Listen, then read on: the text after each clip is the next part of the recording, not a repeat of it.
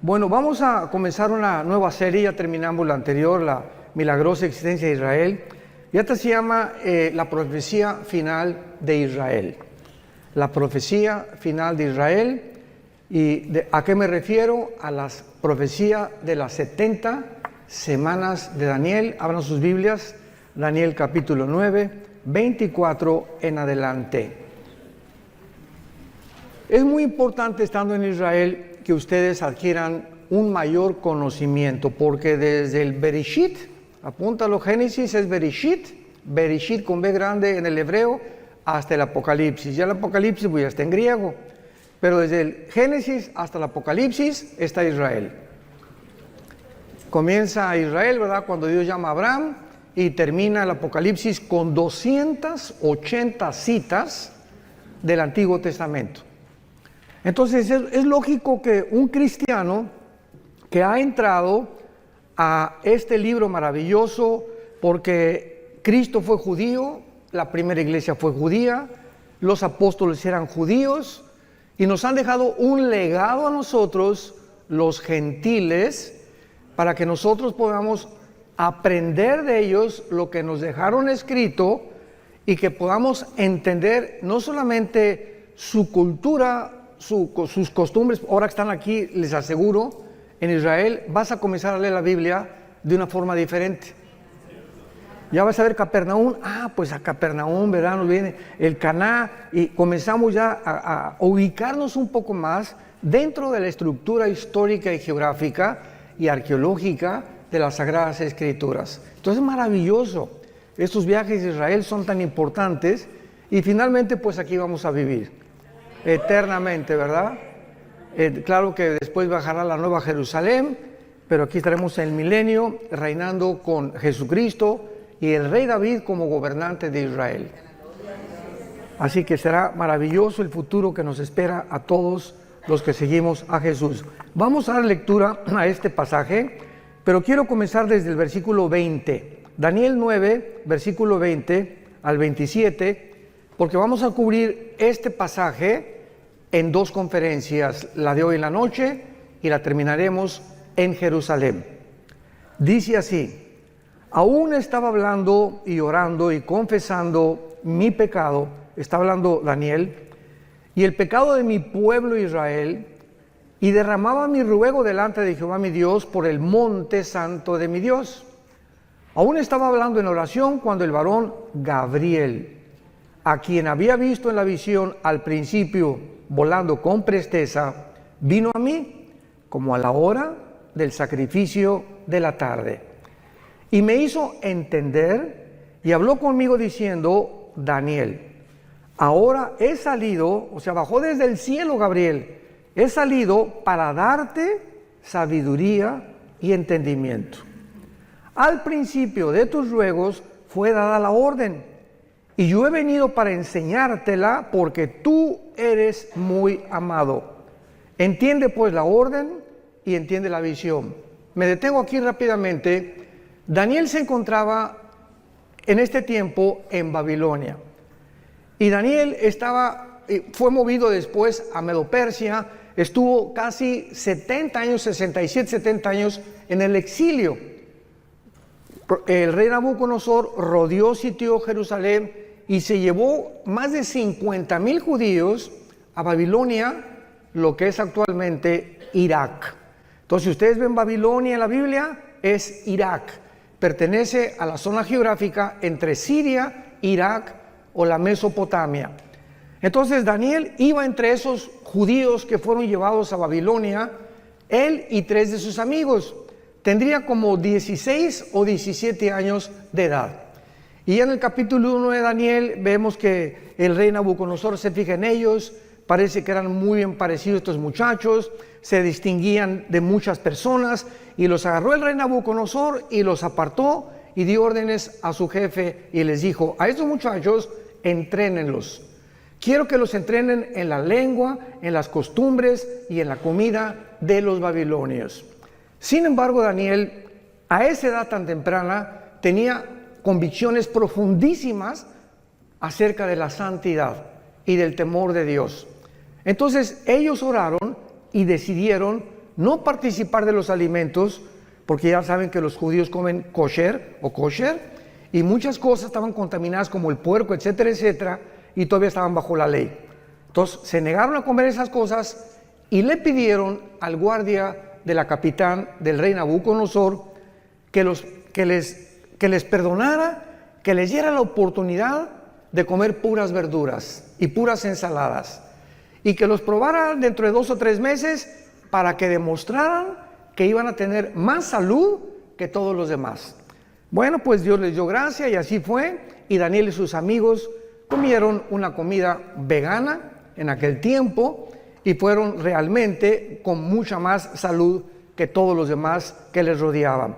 Y así Daniel creció bajo el rey Nabucodonosor, bajo el rey Darío de los medos persas, porque después de los babilonios vinieron los persas, los griegos y los romanos, históricamente hablando. Y Daniel, en el capítulo 9, tiene 90 años de edad. Abordamos ya el final de su vida y Daniel se da cuenta, vayamos rápidamente al libro de Jeremías, el capítulo 25, comienza a estudiar Daniel Jeremías y descubre algo que comienza a conmover las más profundas fibras de su alma. Dice Jeremías 25, versículo 14: y toda esta tierra será puesta en ruinas y en espanto, y servirán estas naciones al rey de Babilonia 70 años. Y cuando sean cumplidos los 70 años, castigaré al rey de Babilonia y a aquella nación por su maldad, ha dicho Jehová, y la tierra de los caldeos, y la convertiré en desierto para siempre.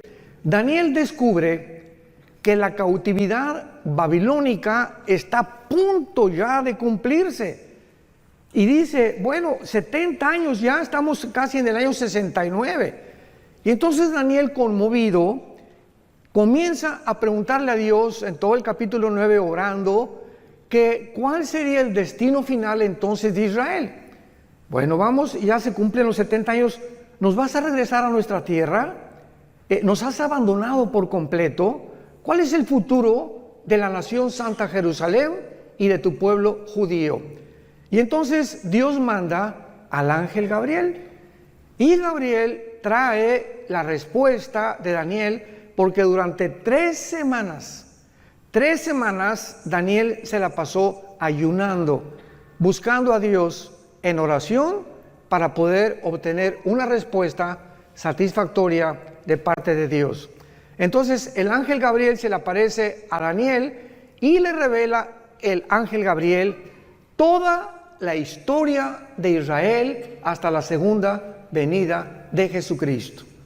Le dice todo lo que tiene que pasar Israel a través de la historia. Y cuando nosotros en el siglo XX y XXI somos testigos del regreso de judíos en el 48 y lo que está pasando ahorita y lo que se aproxima, somos los testigos de que solo Dios pudo haber puesto la historia en esta secuencia y en esta cronología sobrenatural. Entonces comienza lo que se llama la profecía 70 de Daniel, versículo 24. Regresamos a Daniel capítulo 9 y comienza la revelación del ángel y le dice lo siguiente: 70 semanas están determinadas sobre tu pueblo y sobre tu santa ciudad, y estas 70 semanas es Shivin Shabua en el hebreo, que significa 70 sietes. Los judíos tenían semanas de días y tenían semanas de años. Entonces se encuentra en el libro de Levítico. Entonces no eran 70 semanas, 7 por 7, 49 semanas. Eran 70 semanas de años. O sea, 7 por 7, 490 años. Esto es importantísimo que vayan tomando nota para que tengan un bosquejo clarísimo, que es la profecía más grande de toda la Biblia acerca del futuro de la nación de Israel y de la parte que nosotros vamos a formar como iglesia dentro de esta profecía, porque cuando esta profecía se cumpla, la iglesia desaparece del mundo. O antes de que se cumpla la profecía, perdón. Entonces, 490 años están determinadas. no sobre la iglesia, sobre tu pueblo y sobre Jerusalén. De aquí en adelante, Daniel, cuando oigas la orden, lo vamos a ver más adelante, de restaurar las murallas de Jerusalén hasta el Mesías, increíble que matemáticamente la Biblia haya profetizado el día exacto de la primera venida de Jesucristo. Desde que se ordene la restauración de las murallas de Jerusalén hasta el Mesías habrá 483 años. Entonces, ¿cuántos años faltan? 7 para los 490, que son los 7 años de la tribulación, como lo vamos a ver. Por eso cuando estudiamos la Biblia y ¿cuándo vendrá Cristo? Antes de la tribulación o pasará la iglesia la tribulación, es ignorar la profecía 70 de Daniel. Entonces hay cantidad de gente que se atreve a predicar barbaridades sin tener las bases claras de las profecías bíblicas. 70 semanas están determinadas sobre los judíos y sobre Jerusalén. Número 1, veamos las 6 cosas que se tienen que cumplir. Número 1, para terminar la prevaricación. 2, poner fin al pecado. 3, expiar la iniquidad. 4, traer la justicia perdurable. 5, sellar la visión y la profecía. Y 6, y ungir al Santo de los Santos. Sabe pues, le dice el ángel, y entiende que desde la salida de la orden para restaurar y edificar Jerusalén hasta el Mesías habrá 7 semanas y 62 semanas, y se volverá a edificar la plaza y el muro en tiempos angustiosos, y después de las de 62 semanas se quitará la vida al Mashiach, a Mashiach, a Mashoch, como dicen en hebreo, mas no por sí, y el pueblo de un príncipe que ha de venir destruirá la ciudad y el santuario, y su fin será con inundación. Hasta el fin de la guerra durarán las devastaciones. Y por otra semana, o sea, por 7 años, que una semana tiene 7 años, confirmará el pacto con muchos. A la mitad de la semana hará cesar el sacrificio y la ofrenda.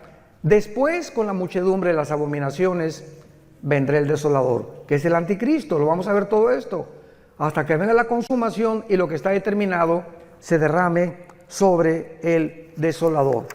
Así pues, esta profecía que se conoce como la profecía de las 70 semanas de Daniel, es revelada al profeta Daniel para que él pueda conocer claramente qué es lo que Dios tiene destinado para esta nación de Israel. Y esta es la razón por la cual nosotros como cristianos sabemos que después de la guerra del 48 que regresaron ellos, para que esto se cumpliera, Israel tenía que regresar. Si no hubiera regresado Israel en el 48, ninguna profecía de los últimos tiempos, todas relacionadas con la nación de Israel, no se hubieran podido cumplir. Entonces, el hecho que hayan regresado el 14 de mayo del 48 y esta nación se haya convertido en un estado libre, independiente y soberano en un día, el fenómeno ya lo vimos, más grande de la historia, ninguna nación en un día se ha conformado, nos habla que comienza el reloj, la cuenta regresiva de Dios. Ya más adelante veamos que Cristo profetiza, ¿verdad?, la señal de la higuera, que cuando la higuera reverdezca, que es Israel, no pasará una generación sin que esto o estas profecías se cumplan. Muy bien, ahora veamos los detalles punto por punto de esta profecía. 6 cosas le menciona el ángel Gabriel para que se cumplan los 490 años. Número 1, terminar la transgresión. Hay un grupo, quiero explicar esto, hay un grupo de cristianos, hermanos nuestros, y pues hay algunas perspectivas diferentes en muchos pasajes de la Biblia, no esenciales ni relacionados con la salvación. Por ejemplo, Dentro del cristianismo hay cristianos que creen que se pierde la salvación. Y si tú crees que se pierde la salvación y yo no creo que se pierda la salvación, es una doctrina no esencial, aunque va a detener el desarrollo de tu comprensión de muchas cosas, pero nos vamos a ver en el cielo. Finalmente, ¿no? Hay cristianos que creen que todos tienen que hablar en lenguas y otros que no, que el don de lenguas es para ciertas personas. Y si tú sigues creyendo eso, digo, vuelvo a repetirte, ¿no? Vas a tener que algún día recuperar la razón y entender que no es así, porque es clarísima 1 Corintios 12, que Dios reparte en particular como Él quiere, ¿no? Pero nos vamos a ver en el cielo también, de todas maneras. Entonces, hay cristianos que creen que esta profecía ya se cumplió y que dicen, bueno, pero ¿cómo es posible que cuando Cristo muere en la cruz no se haya cumplido la expiación de la iniquidad, la transgresión de Israel, poner fin al pecado, etcétera, etcétera? Porque esto tiene que haberse cumplido cuando Cristo se cumplió para gentiles y judíos. ¿Cuál es el problema o cuál es la razón por la cual hay una parte del cristianismo que interpreta de esta manera esta profecía? Es muy fácil la respuesta. Se llaman o cristianos reformados o dispensacionalistas. Entonces, el dispensacionalismo, la palabra dispensación significa administración o la economía de Dios para poder administrar las diferentes fases de las épocas de toda la Biblia, desde Adán hasta la segunda venida de Cristo. Entonces, estos hermanos enseñan claramente de que Israel ya pasó, que ya Dios no tiene nada que ver con Israel, que llegó a la iglesia y la iglesia tomó el lugar de Israel, y que la iglesia va a reinar y va a vencer el mal antes de que Cristo venga, y que va a haber una gran Argentina para Cristo, no sé cuándo han oído eso, México para Cristo, España para Cristo. La Biblia no habla de ningún avivamiento mundial antes que venga Cristo. Los avivamientos que va a haber antes que venga Cristo, el arrebatamiento, van a ser como el de Asbury. Hace poco vieron ustedes en Kentucky, ¿no? Que una iglesia comenzaron los muchachos sin ninguna expectativa de nada, comenzaron a cantar la guitarra y comenzó un espíritu, cayeron al suelo los muchachos, llore y llore, no hubo manifestaciones de nada, ni locuras de nada, y las muchachas, y comenzaron a arrepentirse y a pedirle perdón a Dios por los pecados, y duró como casi un mes, y la gente del mundo estaba absorta, asombrada de que miles de muchachos estaban pidiéndole a Dios y consagrándose a Cristo sin ningún mensaje de exhortación de ningún pastor. Fue una obra completamente del Espíritu Santo. Ese es un avivamiento. Entonces, así como sucedió ahí, va a suceder en pequeñas iglesias en el mundo. Hay un remanente en todas las iglesias, hay un remanente de verdaderos cristianos santos y que siguen a Jesucristo. Así como en todas las iglesias del mundo entero, casi la mayoría de los que asisten no son cristianos, personas que nunca se han arrepentido de sus pecados, pero van a la iglesia y diezman y hacen esto y el otro, y vuelvo a repetir, de lunes a viernes viven como el anticristo. Jamás sin tener fruto, siguen con su amante, siguen con la fornicación, siguen con esto, siguen con por aquí, por allá, y se dicen cristianos. Pero esto está escrito, que la maldad tenía que crecer dentro de la iglesia, iba a leudar la vida de muchos cristianos, que iban a ser arrastrados por el mundo, y cuando venga Cristo se quedarán en el arrebatamiento, y ahí descubrirán que nunca realmente siguieron a Jesús. Muy bien, entonces cuando la Biblia dice que se va a terminar la transgresión, Dios no ha terminado con Israel. Siempre que he tenido discusiones en programas de televisión o en entrevistas, le digo a mis hermanos pastores que discuten o que alegan o que tenemos debates, Romanos 9, Romanos 10 y Romanos 11 son 3 capítulos suficientes en el Nuevo Testamento para testificar que Dios no ha acabado con Israel. Cristo rechazó a Israel y están en la banca. Y estamos en el partido, la iglesia, ahorita estamos ahí en el Estadio Azteca jugando. Pero va a tocar el silbatazo el árbitro y vamos a salir todos los que participamos en el juego y la banca va a entrar al partido final, que es Israel en la tribulación. Entonces Dios no ha terminado con Israel. No es cierto que la iglesia haya ocupado el lugar de Israel, porque Israel fue una nación o una entidad completamente diferente. Jehová el Padre era el esposo de Israel. Todo esto es simbólico. La iglesia es la novia de Cristo. Israel nunca fue la novia de Cristo. Israel nunca estuvo en el cuerpo de Cristo. Israel nunca fue enterrada y resucitada y sepultada porque el Mesías no había venido.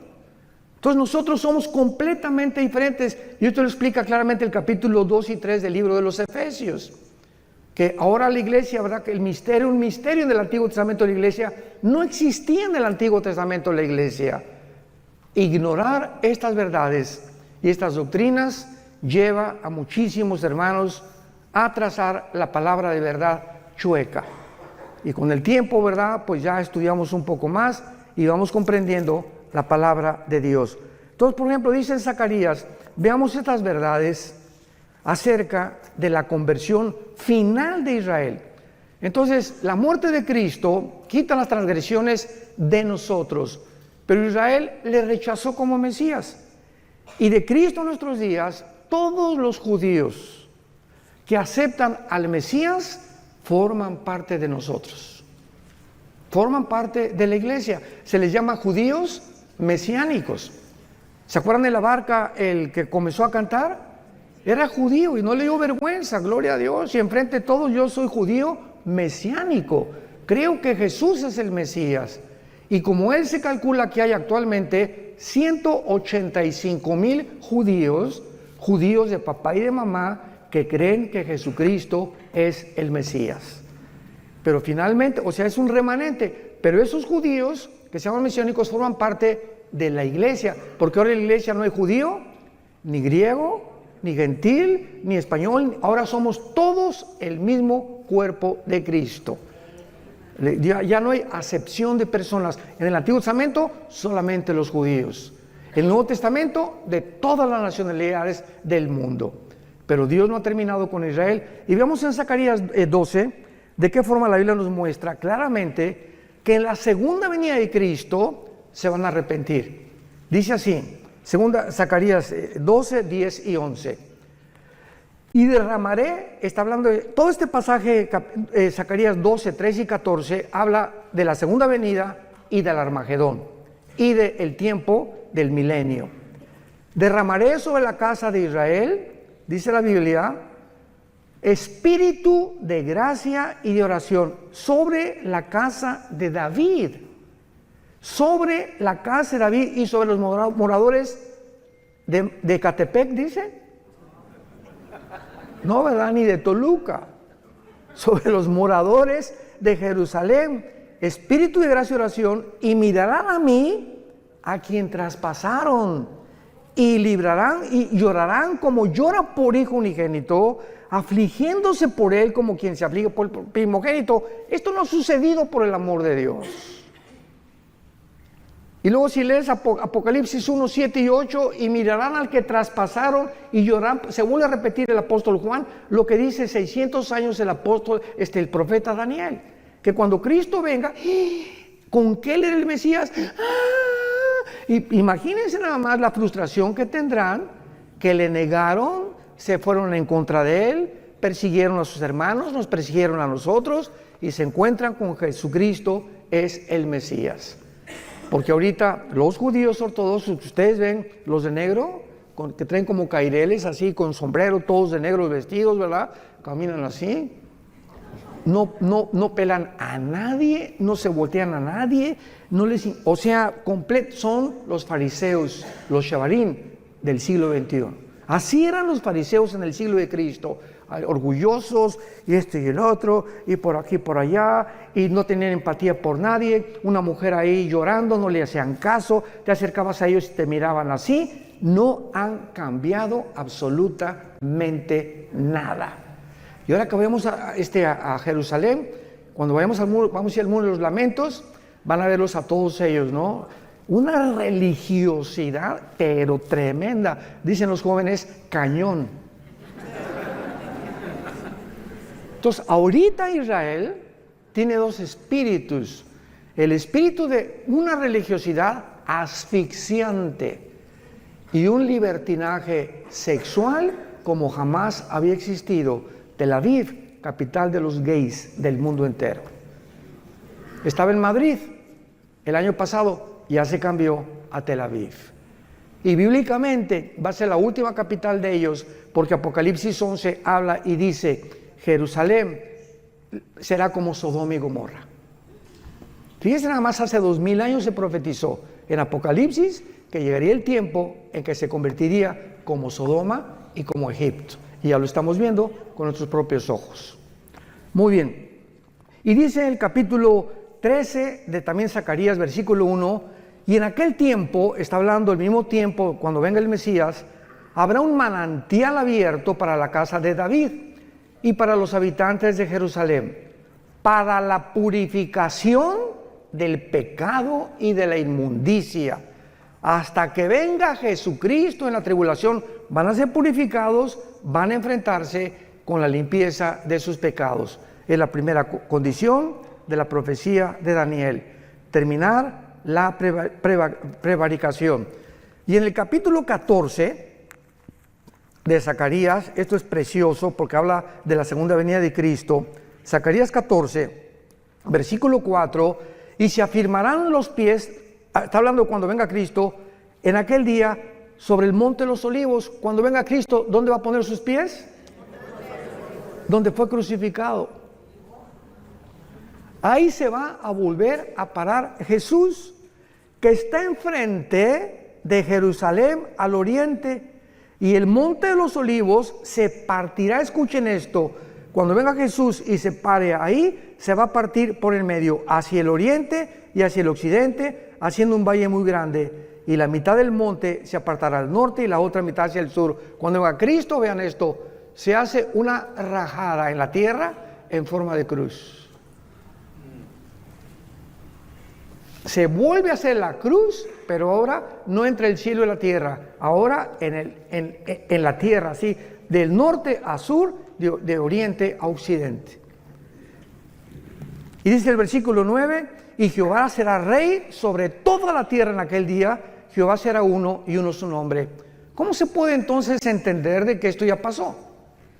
O de que esta profecía se va a cumplir ya cuando Jesús vino, por no entender la diferencia entre Israel y la iglesia. Nos remontamos al mismo común factor denominador. Vayamos al segundo punto, Daniel 9, segunda condición.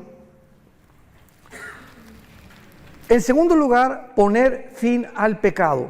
Poner fin al pecado. Vayamos a Jeremías 31, otra profecía para el futuro, para Israel, cuando se les impartirá vida espiritual nueva a los judíos. En el 48, santos de Dios, en el 48, 1948, el siglo pasado, Israel resucitó nacionalmente, no han resucitado espiritualmente. Entonces regresaron a su tierra en incredulidad y siguen en incredulidad. ¿Cuándo todo Israel se convertirá al Mesías? Cuando Jesucristo regrese por segunda vez. Entonces por eso dice la Biblia, pondrán fin al pecado. Jeremías 31, versículo 31 al 33. Vean qué belleza de profecía encontramos aquí. He aquí que vienen días, dice Jehová, en los cuales haré nuevo pacto con la casa de Israel y con la casa de Judá. No como el pacto que hice con sus padres el día que tomé su mano para sacarlos de la tierra de Egipto, porque ellos invalidaron mi pacto, aunque fui yo un marido, ahí está, fui un marido para ellos, dice Jehová. Pero este es el pacto que haré con la casa de Israel. Después de aquellos días daré mi ley en su mente, la escribiré en su corazón, yo seré para ellos Dios, y ellos me serán a mí por pueblo. Este pacto, que es el pacto de sangre, Hebreos capítulo 8, nosotros somos los beneficiarios. Porque nosotros que somos la iglesia, en el momento que recibimos al Espíritu Santo, comenzamos en nuestra mente a conocer las leyes de Dios, y dichosos los que las guardan en su corazón. Bendito sea el varón que día y noche medita en este libro de la ley, que guarda en su corazón las palabras de Dios y las enseña a su esposa, las enseña a sus hijos, porque esa será la casa que yo bendeciré, dice Jehová de los ejércitos. Entonces, esto es para el futuro. Y dice aquí claramente, ¿verdad? El versículo 38 de Jeremías 31.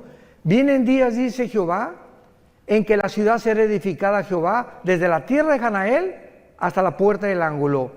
Y saldrá más allá del cordel la medida, el collado de Gareb, y rodeará toda lo que es Goa. Y todas estas regiones actualmente no han sido ni restauradas ni reedificadas, como lo será en la segunda venida de Jesucristo. Número 3, Daniel 9, 24 al 27, para expiar la iniquidad, apuntando hacia la muerte de Cristo, que Él hizo en la cruz. ¿Qué cosa? ¿Qué fue la muerte de Cristo? Expiatoria. ¿Qué significa expiatoria? Sacrificial.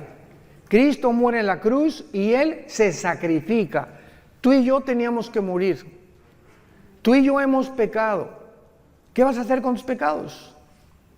Bueno, hermano, pues soy religioso y bueno, entonces Dios hubiera dicho, miren mis chamaquitos, todas las iglesias y todas las religiones van a llevar a Dios. Y cada quien con su religión y no hay ningún problema, nos vemos en el cielo. ¿Por qué no hizo Dios eso? ¿Por qué tenía su unigénito hijo que morir en una cruz? Si todas las religiones salvan y hay otro camino fuera de Cristo al cielo, la muerte de Cristo fue un desperdicio. ¿Para qué Cristo tuvo que morir? Hubiera dicho, Señor, pues hagan todos mejor, hagan buenas obras, pórtense bien, y den sus diezmos, sus ofrendas, y respeta a tu esposo, y nos vemos en el cielo. Y cuando estaba en Getsemaní, Jesucristo comenzó la pasión, cayó de rodillas, y comenzó lo que se llama la hematodrosis, científicamente, que es cuando los capilaridades de la sangre se rompen por una presión externa que experimentó Cristo. Ahora vamos a ir a Getsemaní, y es curioso que la palabra Getsemaní significa el aceite prensado. ¿Qué es lo que significa Getsemaní en el hebreo? Aceite prensado. Y ahí comienza Cristo a ser prensado, apretado, y sale la sangre. Y Jesús grita, Padre, si es posible, ¿habrá otra forma en la que puedas perdonar a la raza humana? ¿Por qué no les dice nada más que se portan bien, Señor? Que cada quien tenga su religión y todo. 3 veces Cristo dijo, Señor, si es posible, pasa de mí esta copa. ¿Cuál era el temor de Jesús? ¿Los clavos? ¿El látigo de 7 colas de los romanos que se enrollaba en el cuerpo de la víctima, le daba como 4 o 5 vueltas y tenían puntas de hueso y de hierro, las puntas de los látigos romanos, y cuando el soldado jalaba el látigo, desgajaba todos los tejidos subcutáneos de la espalda y del pecho.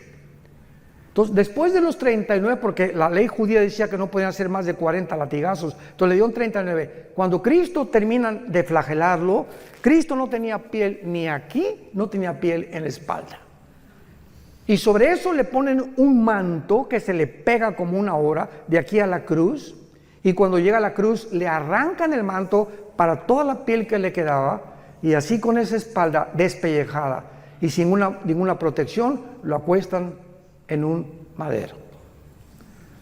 A eso le tendría miedo Jesús cuando dijo, si es posible, pasa de mí esta copa, o los clavos. ¿Cuál era la razón por la cual Cristo sudó sangre y le dijo a su Padre, Padre, no hay otra manera en tu inmensa sabiduría, en la que la raza humana pueda ser rescatada y liberada del pecado, Cristo sufrió y experimentó en la cruz lo más terrible que pudo haber sucedido físicamente. En la cruz el Padre abandonó al Hijo. Elí, Elí, lama sabactani, gritó en arameo: Dios mío, ¿por qué me has desamparado? Algo sucedió misterioso en la cruz, que el Padre deja al Hijo solo. Nunca en toda la eternidad había sucedido esto, que el Padre se separara de su Hijo.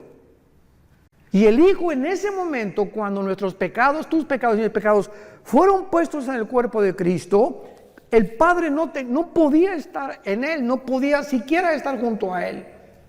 Y ahí lo dejó que llevara los pecados y que muriera en la cruz completamente abandonado. Sin embargo, ¿saben por qué lo hizo? Al Hijo no lo perdonó para perdonarnos a nosotros. Lo que Él pagó y lo que nosotros merecíamos, lo puso sobre su Hijo. Y a nosotros sí nos perdonó. Y estará con nosotros para siempre, porque de tal manera. ¿Ya entiendes ahora el versículo Juan 3:16? Porque de tal manera. No hay otras palabras del Espíritu Santo, de tal manera. No se puede pronunciar lo que sucedió. De tal manera nos amó Dios. Tan grande, no hay palabras para escribir, que Dios amó al mundo, que nos dio a su Hijo unigénito. Para que cualquiera de ustedes que crea en Él no se pierda, mas tenga la vida eterna. Y Dios muestra su amor para con nosotros en que, siendo pecadores, o sea, ahí está el chanclas y el pitirijas, cuijas, borracho, un homosexual, una lesbiana, borracho, parrandero y jugador. Y vean ustedes, esta es la cruz. Y aquí está el pitirijas y el chanclas, ¿verdad? ¿Y cuál es el pensamiento de nosotros? Es que la adúltera, aquí está la mujer adúltera, el hombre adúltero, el hombre misógino, llámale como quieras al ser humano. Y el ser humano piensa que antes de acercarse a Dios, tenemos que dejar de ser borrachos, tengo que dejar de ser adúltero, tengo que dejar de ser alcohol. Tenemos que dejar de pecar y entonces venimos a Dios y nos acepta. Y la Biblia dice, ven cómo estás. ¿Eres homosexual? ¿Eres borracho? ¿Eres un adúltero? ¿Tienes 3 amantes? ¿Has hecho 8 abortos? ¿El pitirijas cuántas muertes? Señor, he matado a 30 personas. Así como estás con toda la mugre y los pecados que tengas, ven a la cruz y cree lo que hice yo por ti. Y cuando yo entre a tu vida, te limpio de todo y todo tu pasado es borrado completamente. Y te daré el poder ahí mismo en la cruz para que comiences una vida nueva.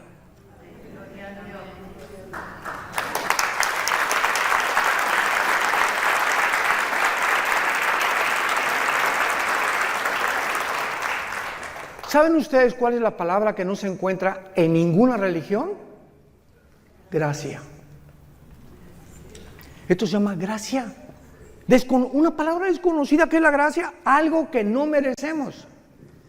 Hace muchos años, en el 85-86, cuando el general Arturo Durazo era jefe de la Policía Metropolitana, mi hijo Alan, venía un helicóptero por nosotros porque me iban al hangar presidencial.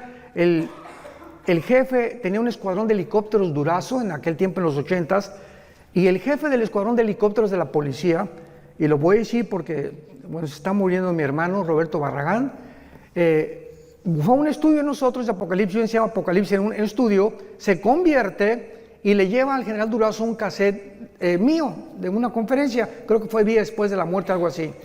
Y entonces el general Durazo le dice al teniente coronel Roberto Barragán, tráeme a ese, me decía, Alducino, tráeme a ese Alducino para que venga aquí, y juntó a Lino Ventura, al jefe del servicio secreto en aquel tiempo, al jefe de seguridad en el hangar presidencial. Oye, que quieren que les un mensaje a todos, y estaban todos sentados en desayuno en el hangar presidencial. Bueno, pues Alan se acordar de esto, ¿verdad? Prediqué ahí, a la salida dije, a ver dónde me escondo. Prediqué de qué le sirve al hombre ganar el mundo si pierde su alma. total que fue impactado el general Durazo y de ahí, ¿te acuerdas? Nos llevó al colegio de la policía, al desierto de los leones. Y a todos los meros de rango más alto de la policía les predicamos también. Bueno, para no ser tan largo el cuento, yo le dije, general, a mí me interesa predicarle a los presos, porque teníamos un ministerio en Santa Marta, Catitla, en la Penitenciaría Federal y en la cárcel de mujeres, en la carretera que lleva hasta Puebla, Calzada Zaragoza. Y entonces nos mandó un helicóptero y a todo eran 1,636 presos en ese tiempo, y ordenó el general Durazo al general de la prisión, que también era policía, que los juntara en el patio a todos. Y después de que hicimos ese evento, todos los presos así, ¿verdad? Y rasgados, y ves en el video que tenemos ahí, pero así unas caras, y conforme iba pasando el mensaje, ves cómo se les iban suavizando las caras, se convirtieron 1,150 presos. 1,150 presos. Y al final llega uno y se acerca conmigo y me dice, oiga, pastor, quiero contarle algo. Sí, con mucho gusto, venía pero bañado en lágrimas. Y me dice, fíjese que yo estoy aquí en la prisión por un asesinato. Yo soy gatillero a sueldo de Veracruz, donde dicen que la vida no vale nada. Y me mandaron, desde los 12 años me contrataron para matar personas. Desde los 12 años. Y yo llevo hasta ahorita 27 asesinatos. Vine hace algunos meses a México, comisionado para matar a un político, y en el periférico se me atravesó alguien, saqué la 38 y lo maté. Por ese asesinato me agarraron y estoy aquí en la cárcel, no por los otros 27 que yo debo.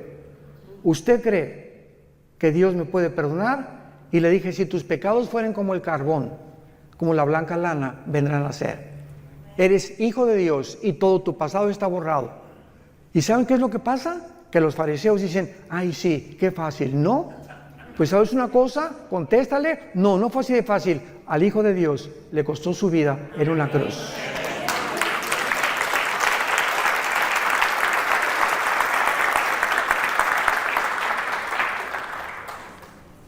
Cuando comprendemos ese amor tan grande, ¿cómo podemos atrevernos a seguir pecando?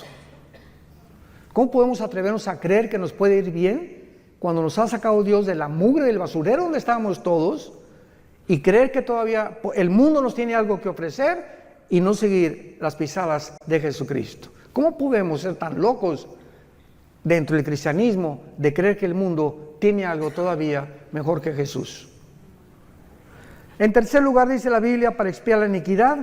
En cuarto lugar, traer la justicia perdurable. Esto se refiere al reinado milenial cuando venga Jesucristo.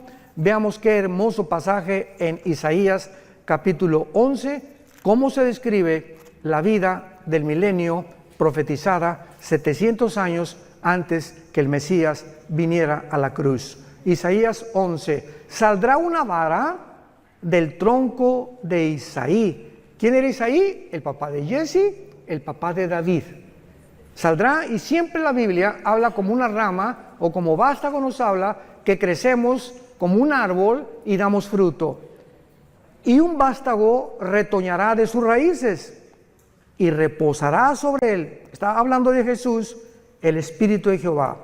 1, 2, Espíritu de sabiduría, inteligencia, consejo, poder, conocimiento y temor de Jehová.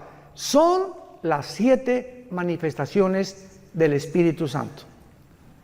Y la única persona que ha tenido estas 7 manifestaciones ha sido Jesucristo. Por allá tú tienes una, el otro tiene 2, el otro tiene 3, etcétera, etcétera. Pero sobre él estaba toda la deidad de Dios. Jesucristo era 100% hombre y 100% divino. Así que en él reposaba todo completamente, no le hacía falta nada. ¿Cómo le iba a hacer falta algo si él mismo era Dios? Y luego dice en el versículo 6, morará el lobo con el cordero, el leopardo con el cabrito se acostará, el becerro y el león y la bestia doméstica andarán juntos, y un niño los pastoreará. La vaca y la osa pasarán, sus crías se echarán juntas, y el león como el buey comerá paja, y el niño de pecho jugará sobre la cueva del áspid, y el recién destetado extenderá su mano sobre la caverna de la víbora. No harán mal ni dañarán en todo mi santo monte, porque la tierra será llena del conocimiento de Jehová, como las aguas cubren el mar. ¿Cuándo será esto? Cuando regrese Jesucristo y reinemos con Él 1000 años en este mundo. Verán las serpientes jugando con los niños recién nacidos, el león jugando con un corderito, una osa con una vaca no se la va a comer porque se perderá la ferocidad. Las espinas no tendrán, las rosas no tendrán espinas, los alimentos, los reptiles y las arañas no tendrán veneno. ¿Cuándo fue esta infección de la creación? Pongan atención. Aquí están Adán y Eva, rodeados de rosas sin espinas, leones que no muerden, tigres que no muerden, osas que no muerden, rodeados de una creación perfecta. El momento en que esta pareja o la primer representante de nosotros desobedecen a Dios, cuando fueron creados Adán y Eva, tenían un ADN, el ácido desoxirribonucleico, que está en cada una de las células, al 100%. Tenían un conocimiento impresionante de Dios. Eran perfectos. Y en el momento que pecan ellos, se reduce nuestra ADN casi un 90%. Decía Alberto Einstein que él creía que aproximadamente el ser humano tiene una capacidad intelectual, o el IQ, como le llaman, el coeficiente intelectual, desarrollado hasta un 8 y muy difícil un 10%. Imagínense la cantidad de información que perdimos por el pecado. Pero lo interesante es lo siguiente: el momento que pecan, en ese momento la genética y la ecología de lo que los rodeaba, de la creación, se infecta también. El hombre tiene la capacidad, con su maldad, de infectar su medio ambiente. Y en ese momento la genética de las plantas cambian, la genética de los animales cambian, pues se vuelven feroces, comienzan veneno, etcétera, etcétera. Todo a nuestro alrededor comienza a echarse a perder por causa del pecado humano. Y esta es la razón por la que nos encontramos en el siglo XXI en un mundo que el planeta Tierra, COVID, ya tiene COVID, pero 5 veces le ha dado COVID al planeta Tierra. El planeta Tierra es así, no hay aire, no hay alimentos, los mares contaminados, los ríos contaminados, la comida contaminada, ahora comida transgénica, inventando Red Bull, Coca-Cola, Monster, etcétera, etcétera. Cochinada y media hemos acabado con toda la creación. Y los gobiernos, el clima, le están dando más importancia al clima sin darse cuenta que es la maldad de nosotros. La maldad del ser humano, que ha llegado a un extremo donde se autoriza la pedofilia, donde la naturaleza se vuelve en contra de nosotros. Más terremotos, huracanes más violentos, más sacudidas, más tsunamis, porque, ay, que Dios, qué tan malo, sin darnos cuenta que somos nosotros los causantes de todos estos desastres naturales que Dios permite que vengan, para que podamos arrepentirnos de nuestros pecados y darnos cuenta que mientras el mundo se pudre más y más, el mundo va a la par con el ser humano. Vean Isaías capítulo 24. Esto fue profetizado tal como lo estoy narrando en el capítulo 24 de Isaías hace 2000, señoras y señores, hace 2700 años. El profeta Isaías vislumbra, ve, tiene una visión del mundo del siglo XXI. Escuchen, Isaías 24, del 3 al 6. La tierra, ¿hace cuánto fue escrito esto? 2700 años. La tierra será enteramente vaciada, completamente saqueada, porque Jehová ha pronunciado esta palabra. Se destruyó, cayó la tierra, enfermó, cayó el mundo, enfermaron los altos pueblos de la tierra, y la tierra se contaminó bajo sus moradores. ¿Por qué? Porque traspasaron las leyes, falsearon el derecho y quebrantaron el pacto sempiterno. Por esta causa, la maldición consumió la tierra. Sus moradores fueron asolados. Por esta causa fueron consumidos los habitantes de la tierra y disminuyeron los hombres. Versículo 19. Será quebrantado la tierra, desmenuzada enteramente. De gran manera la tierra será conmovida. Temblará la tierra como un ebrio. Será removida como una choza y se agravará sobre ella su pecado y caerá. Y nunca más se levantará. Acontecerá en aquel día que Jehová castigará al ejército de los cielos en lo alto y a los reyes de la tierra sobre la tierra. Y serán amontonados como se amontonan los encarcelados en mazmorra, y en prisión quedarán encerrados y serán castigados después de muchos días. La luna se avergonzará, el sol se confundirá cuando Jehová de los ejércitos reine en el monte de Sión y de Jerusalén, y delante de sus ancianos sea glorioso. 3 razones se mencionan por los cuales el mundo caería. Número 1, hemos falseado el derecho. Cuando Dios nos creó, marcó una línea y dice el Señor: no cruces esa línea, no cruces el alto. Cuando se prenda la luz amarilla, detente, porque si te pasa la luz amarilla, tienes probabilidades de causar un accidente, lastimarte tú y tu familia. De la misma forma, hay leyes espirituales. Nunca tengas sexo fuera del matrimonio. No cometerás inmoralidad. No desearás la mujer de tu prójimo. No fornicarás. No cometerás adulterio. El sexo fue diseñado dentro de la dimensión del matrimonio, nada más. Nunca fuera del matrimonio. Respeta a tus hijos, enseña a tus amigos. Y estas líneas de la ética y de la moral las hemos traspasado como nunca en el siglo XXI, donde nos atrevemos a decir que hay más de 2 géneros y autorizar la pedofilia y bueno, tantas cosas que estamos viendo a nuestro alrededor. Hemos falseado el derecho. Número 2, dice la Biblia, quebrantaron el pacto sempiterno. ¿Cuál es el pacto sempiterno? El matrimonio. Es la institución más santa, más sagrada que existe desde el principio de la Biblia hasta el final de la Biblia. El matrimonio es la base, el bastión de toda sociedad.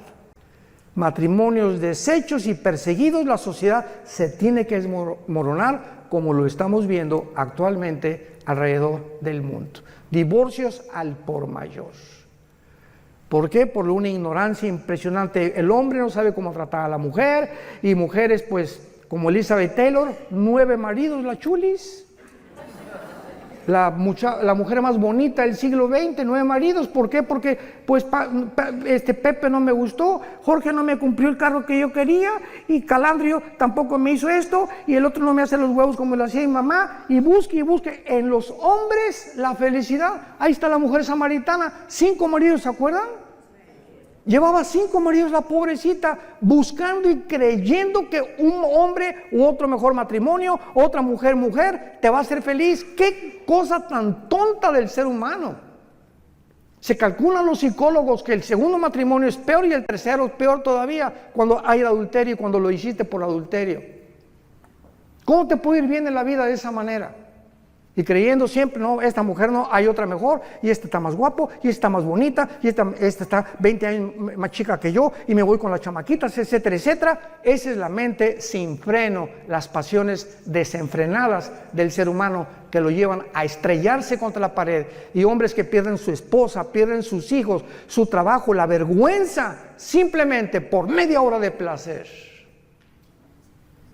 Y por muchachas que creen con la cara del lobo y el cocodrilo que tienes, que porque estás, ¿verdad? Como dicen en mi tierra, viejos rabo verdes. Y finalmente se encuentran con el juicio final de Dios por haber violado el pacto sempiterno de Dios.